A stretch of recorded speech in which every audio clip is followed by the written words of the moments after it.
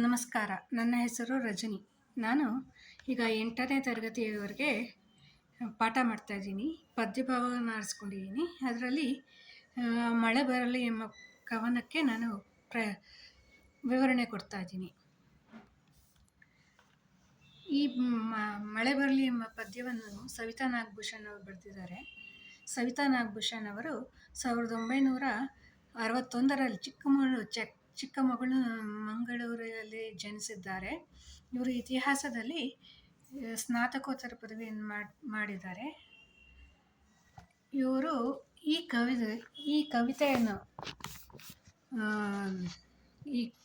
ಕವಿತೆಯನ್ನು ಚಂದ್ರನನ್ನು ಕರೆಯಿರಿ ಭೂಮಿಗೆ ಎಂಬ ಕವನ ಸಂಕಲನದಿಂದ ಆರಿಸ್ಕೊಂಡಿದ್ದಾರೆ. ಈಗ ಮಳೆ ಬರಲಿ ಅನ್ನೋ ಪದ್ಯ ವಿಷಯಕ್ಕೆ ಬಂದಾಗ, ಮಳೆಗಾಲ, ಚಳಿಗಾಲ, ಬೇಸಿಗೆಗಾಲ ಇವೆಲ್ಲವನ್ನು ನೀವು ನೋಡಿರ್ತೀರ. ಅದರಲ್ಲೂ ತುಂಬ ಜನಕ್ಕೆ ಮಳೆಗಾಲ ಅಂದರೆ ತುಂಬ ಇಷ್ಟ ಇರುತ್ತೆ. ಯಾಕೆ ಅಂದರೆ ಮಳೆಗಾಲ ಅನ್ನೋದು ಇಷ್ಟ ಇರುತ್ತೆ. ಯಾಕೆಂದರೆ ಮಳೆಯಲ್ಲಿ ಆಟ ಆಡ್ಬೋದು, ಮಳೆಯ ಸೌಂದರ್ಯವನ್ನು ಸವಿಬೋದು. ಮಳೆಯಲ್ಲೇ ತುಂಬ ರೀತಿ ಮಳೆಗಳಿದೆ. ಆನೆಕಲ್ಲು ಮಳೆ, ಸೋನೆ ಮಳೆ, ಹೀಗೆ ತುಂಬ ಮಳೆಗಳಿದೆ. ಈಗ ವಿಷಯಕ್ಕೆ ಬರೋಣ. ಮಳೆ ಬರಲಿ, ಎಂಥ ಮಳೆ ಬರಲಿ ಅಂತ ಕವಿಯತ್ರಿ ಸವಿತಾ ನಾಗಭೂಷಣ್ ಅವರು ಆಶಿಸ್ತಾ ಇದ್ದಾರಪ್ಪ ಅಂದರೆ, ಅತಿವೃಷ್ಟಿಯಾಗಲಿ ಅನಾವೃಷ್ಟಿ ಆಗ್ದಿರ ಸುಂದರವಾದ ಒಂದು ಮಳೆ ಬರಲಿ ಅಂತ ಆಶಿಸ್ತಾ ಇದ್ದಾರೆ. ಈಗ ನಾನು ಮೊದಲನೇ ಪದ್ಯಕ್ಕೆ ಹೋಗ್ತೀನಿ. ಮೊದಲು ಒಂದು ಸತಿ ಓದ್ತೀನಿ ಪದ್ಯಭಾಗವನ್ನು, ಆಮೇಲೆ ವಿವರಣೆ ಕೊಡ್ತೀನಿ. ಮಳೆ ಬರಲಿ, ಆದರೆ ಹಸಿರು ಹೊಲ ಗದ್ದೆಗಳನ್ನು ರೈತರ ಸುಖ ನಿದ್ದೆಗಳನ್ನು ಕಸಿದುಕೊಳ್ಳದಿರಲಿ ಅಂತ ಹೇಳ್ತಾ ಇದ್ದಾರೆ. ಅಂದರೆ ನಾನು ಆಗಲೇ ಹೇಳ್ದಂಗೆ ಮಳೆ ಬರಲಿ, ಆದರೆ ಅತಿವೃಷ್ಟಿ ಆಗದೆ ಇರಲಿನಪ್ಪ. ರೈತರ ಹೊಲ ಗದ್ದೆಗಳನ್ನು ರೈತರು ಬೆಳೆದಿರೋ ಹೊಲ ಗದ್ದೆಗಳನ್ನು ಕಸಿದುಕೊಳ್ಳದಿರಲಿ. ಅಂದರೆ ಇಲ್ಲಿ ಅತಿವೃಷ್ಟಿಯ ಬಗ್ಗೆ ಹೇಳ್ತಾ ಇದ್ದಾರೆ ಸವಿತಾ ನಾಗಭೂಷಣ್ ಅವರು. ಯಾವ ರೀತಿ ಹೇಳ್ತಾ ಇದ್ದಾರೆ ಅಂದರೆ, ಅತಿವೃಷ್ಟಿ ಆದಾಗ ಜಾಸ್ತಿ ಮಳೆ ಬಂದು ಆ ಮಳೆ ರೈತರ ಬೆಳೆಗಳನ್ನು ಹಾನಿ ಮಾಡದೇ ಇರಲಿ, ಬೆಳೆಯನ್ನು ಹಾನಿ ಮಾಡದೇ ಇರಲಿ. ರೈತರ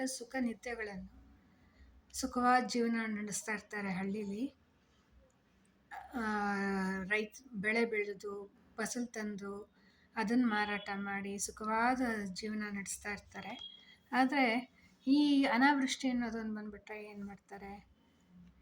ನೀರು ಜಾಸ್ತಿಯಾಗಿ ಮಳೆ ಜಾಸ್ತಿ ಬಂದು ಅವರ ಹೊಲ ಗದ್ದೆಗಳೆಲ್ಲ ನೀರಿಂದ ತುಂಬೋಗಿ ರೈತರ ಸುಖ ನಿದ್ದೆಗಳನ್ನೆಲ್ಲ ಕಿತ್ತು ಎಸೆಯುತ್ತೆ ಅಂತ ಹೇಳ್ತಾ ಇದ್ದಾರೆ.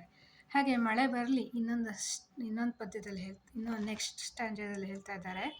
ಮಳೆ ಬರಲಿ, ಆದರೆ ಹುಲ್ಲಿನ ಚಾವಣಿಗಳನ್ನು ಮಣ್ಣಿನ ಗೋಡೆಗಳನ್ನು ಕೆಡವಿ ಹಾಕದಿರಲಿ ಅಂತ ಹೇಳ್ತಾ ಇದ್ದಾರೆ.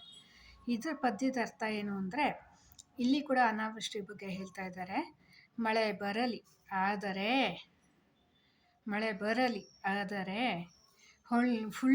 ಹುಲ್ಲಿನ ಚಾವಣಿಗಳನ್ನು ಮಣ್ಣಿನ ಗೋಡೆಗಳನ್ನು ಕೆಡವಿ ಹಾಕದಿರಲಿ. ಈ ಪದ್ಯಭಾಗದ ಅರ್ಥ ಏನು ಅಂದರೆ, ಮಳೆ ಬರಲಿನಪ್ಪ, ನಾವು ತುಂಬ ಸಂತೋಷದಿಂದ ಇರ್ತೀವಿ. ಆದರೆ ಅನಾವೃಷ್ಟಿ ಬಂದು ಅದರಿಂದ ಆಗೋ ತೊಂದರೆಗಳು, ಹಳ್ಳಿಗಳಲ್ಲಿ ಚಿಕ್ಕ ಚಿಕ್ಕ ಗುಡಿಸಲುಗಳನ್ನ ಹಾಕ್ಕೊಂಡಿರ್ತಾರೆ. ಚಿಕ್ಕದಾದ ಒಂದು ಗುಡಿಸಲನ್ನ ಹಾಕ್ಕೊಂಡಿರ್ತಾರೆ. ಅದಕ್ಕೆ ಮಣ್ಣಿನ ಗೋಡೆಗಳನ್ನ ಕಟ್ಕೊಂಡಿರ್ತಾರೆ. ಇಂಥ ವಾತಾವರಣದಲ್ಲಿ ಮಳೆ ಬಂದು ಅನಾವೃಷ್ಟಿಯಾಗಿ ಆ ಹುಲ್ಲಿನ ಗೋಡೆಗಳನ್ನು ಹಾಕ್ತಾ ಇರಲಿ ಕವಿಯತ್ರಿ ಸವಿತಾ ನಾಗಭೂಷಣ್ ಅವರು ಕೇಳಿದ್ದಾರೆ. ಹಾಗೆ 3ನೇ ಪದ್ಯದಲ್ಲಿ ಏನು ಹೇಳ್ತಾರೆ ಅಂತ ನೋಡೋಣ. ಏನು ಹೇಳ್ತಾ ಇದ್ದಾರೆ ಅಂದರೆ, ಮಳೆ ಯಾವ ರೀತಿ ಬರಬೇಕು, ಮಳೆ ಹೇಗಿರಬೇಕು, ಮಳೆ ಚೆನ್ನಾಗಿ ಬೆಳೆ ಬಂದು ಯಾವ ರೀತಿ ಸಂತೋಷವನ್ನು ಕೊಡಲಿ ಅಂತ ಆಶಿಸ್ತಾ ಇದ್ದಾರೆ ಅಂತ ಈಗ ಅಲ್ಲಿ ನೋಡೋಣ.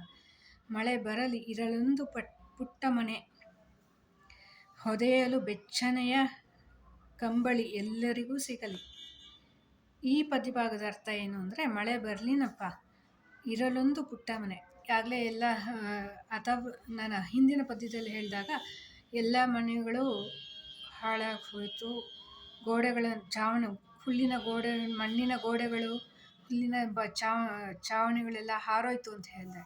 ಆ ರೀತಿ ಆಗ್ದಿರಾ ಮಳೆ ಬರಲಿ, ಇರೋಲ್ಲೊಂದು ಪುಟ್ಟ ಮನೆ, ಎಲ್ಲರಿಗೂ ಪುಟ್ಟದಾದ ಒಂದು ಮನೆ ಇರುತ್ತೆ ಹಳ್ಳಿಗಳಲ್ಲಿ.